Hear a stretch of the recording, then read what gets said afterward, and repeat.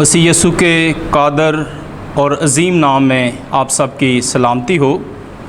आज हमारे लिए मज़मून है आमद सानी यानी खुदावंद यीशु मसीह की दूसरी आमद। मुक़द्दस मत्ती रसूल की मार्फत लिखी गई अंजील उसका 24वां बाब और उसकी 32वीं और 33वीं आयत खुदा के कलाम में यूँ लिखा है, अब अंजीर के दरख्त से एक तमसील सुनो, जो ही उसकी डाली नरम होती और पत्ते निकलते हैं तुम जान लेते हो कि गर्मी नज़दीक है। इसी तरह जब तुम इन सब बातों को देखो तो जान लो कि वो नज़दीक बल्कि वो दरवाज़े पर है। खुदा के कलाम का पढ़ा और सुना जाना हम सब के लिए बाइस बरकत ठहरे। और किसी शायर ने कहा है, आज मूसा की खुदा से मुलाकात हुई है ज़रूर, जाते हुए कदम और थे आते हुए कदम और थे।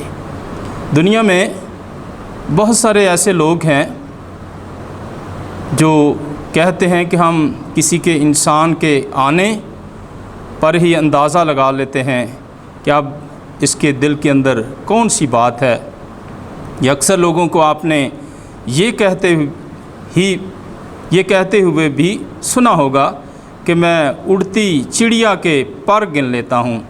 तो यकीनन हम जब कलाम मुक़द्दस को पढ़ते हैं तो हमें ये पता होना चाहिए कि अब वक्त जो है वो नज़दीक आ गया है। यीशु मसीह की आमद सानी का वक्त नज़दीक है। उस वक़्त कही जब यीशु मसीह आसमान की तरफ सऊद फरमा रहे थे और शागिर्दों से बिलखुसूस ये बात फ़रिश्तों ने कही। और कलाम मुक़द्दस में तकरीबन 97 ऐसे निशानात हैं जिनको हम पढ़कर जान सकते हैं कि यीशु मसीह की आमद जो है इस दुनिया में जल्द होने वाली है। और लिखा है कि हर एक आँख उसे देखेगी, जिन्होंने उसे छेदा था वो भी उसे क्या करेंगे, देखेंगे। कलाम मुक़द्दस में पहली बात जो ख़ास तौर पर हमें याद रखने की है, लिखा है कि तमाम अक़वाम आलम में अंजील की बशारत दी जाएगी। उसके बाद मुखालफे मसीह का ज़हूर, इसके बाद आखिरी जंग जिसे हर मजदून की जंग कहा जाता है, और फिर इसराइल की कौमी तब्दीली। ये 4 बड़े ऐसे निशानात हैं जिनसे हम जान सकते हैं कि यीशु जो है वो इस दुनिया में आने वाला है। कलाम मुक़द्दस को जब हम पढ़ते हैं मुकाशफा की किताब और उसके साथ साथ हिजकिय्याह की किताब के अगर आप 4वें बाब की 21वीं आयत में यूँ लिखा है, पास खुदा यूँ फरमाता है कि जब मैं अपनी 4 बड़ी बलाएँ यानी तलवार और कहत और मोहलक दरिंदे और वबा यरूशलेम पर भेजूँ कि इंसान और हैवान को काटें तो क्या हाल होगा।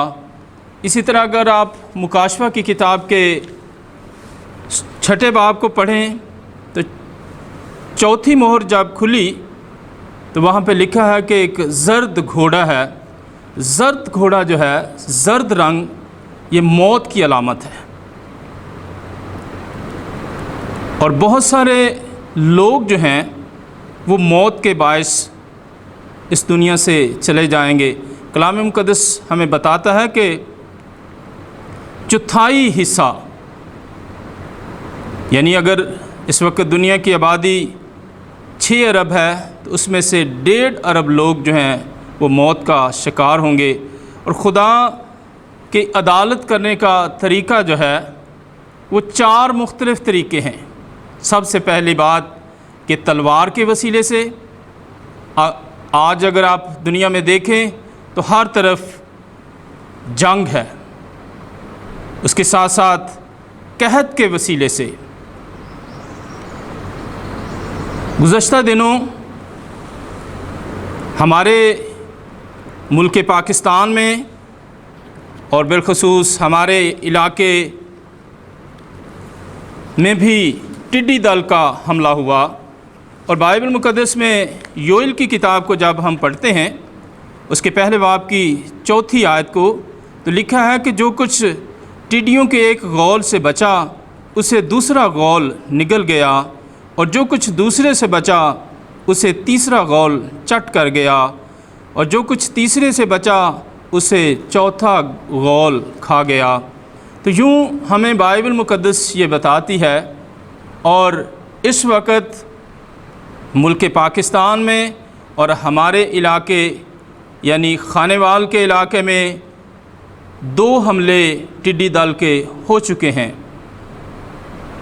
اس کے ساتھ کلام مقدس ہمیں بتاتا ہے کہ مہلک وبا کے وسیلے سے اب پوری دنیا میں کرونا وائرس ہے، جس کے باعث تقریباً اس وقت 3.5 لاکھ لوگ جو ہیں وہ موت کی آغوش میں چلے گئے ہیں، اور اس کے ساتھ ساتھ دشتی درندے جو ہیں ان کے باعث یعنی 4 خدا عدالت کرنے کا 4 مختلف طریقے یہاں پہ ہم دیکھتے ہیں اور کلام مقدس میں سے پڑھ سکتے ہیں۔ لیکن خداوند یسوع مسیح نے جب اپنی خدمت کا آغاز کیا تو فرمایا توبہ کرو کیونکہ آسمان کی بادشاہی نزدیک آ گئی ہے۔ تو کلام مقدس ہمیں یہ بتاتا ہے کہ اور یسوع مسیح ہمیں یہ پیغام دینا چاہتے ہیں آج کہ ہمیں توبہ کرنے کی ضرورت ہے، اور توبہ کا مطلب ہے واپس آ جانا۔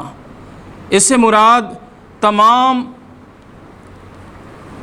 چیزوں سے واپس پھرنا ہے جو انسان کو گناہ کی طرف سے لے جاتی ہیں یا اسے خدا کی راہ میں رکاوٹ کا سبب بنتی ہیں۔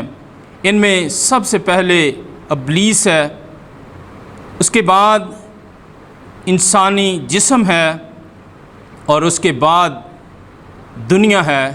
یہ 3 مختلف طریقے جو ہیں یہ ہمیں خدا سے دور لے کر جاتے ہیں، اور خدا یہ چاہتا ہے کہ ہم ابلیس جو ہمیشہ ہمیں بری راہوں کی طرف لے کر جانا چاہتا ہے، ہمیں ہمیشہ اس کی چالوں پر ہمیشہ ہوشیار رہنے کی ضرورت ہے۔ اس کے ساتھ ساتھ جسمانی خواہشات پر بھی ہمیں کنٹرول کرنے کی ضرورت ہے، اور دنیا چونکہ دنیا کی چیزیں جو ہیں اس کی طرف جب ہم دیکھتے ہیں تو وہ بھی ہمیں ہماری خدا کی طرف بڑھنے سے ہمیں روکتی ہیں۔